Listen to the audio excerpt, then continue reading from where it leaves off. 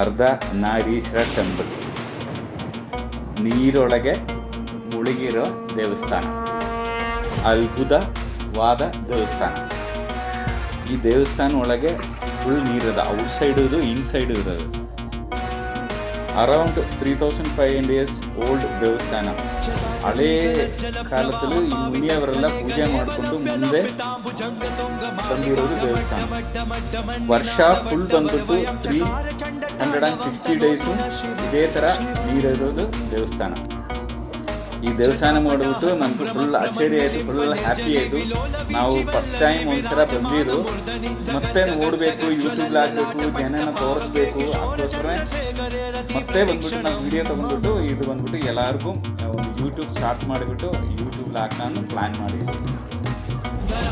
ये मंदिर केरला में, ये मंदिर का नाम सबने लास्ट में डालता हूँ.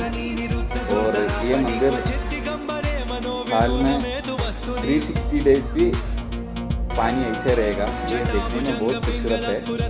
शिव जी का मंदिर है, बहुत अच्छा मंदिर है. मैं ये पहले बार गया था, अभी मैं सेकंड टाइम आया.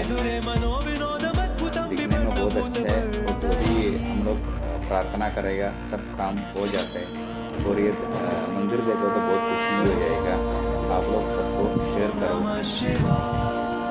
और एक बार ये मंदिर जरूर केरला में आने के टाइम में आप लोग देख लो.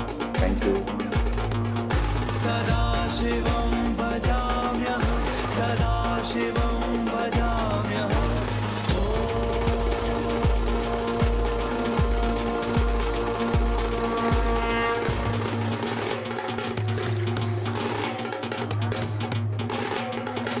सहस्रलोचन प्रभृत्य शेषलेख शेखर प्रसू